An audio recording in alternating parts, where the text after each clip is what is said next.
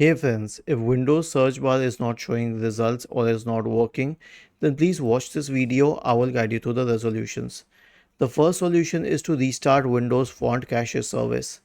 Search for services in the Windows search bar and go to services, and then you can scroll down to the Windows Font Cache service. Okay, right click on it and then select restart. The next one is to update Windows. Right click on the start button, select settings from the menu, go to the Windows Update tab on the list on the left hand side and click on check for updates in the right pane. The next solution is to restart File Explorer. Search for Task Manager in the Windows search bar and open Task Manager. Wait for the processes to load. Right click on Windows Explorer and then select the option for restart. It will flicker the screen for a while, but after a few seconds, everything will be fine.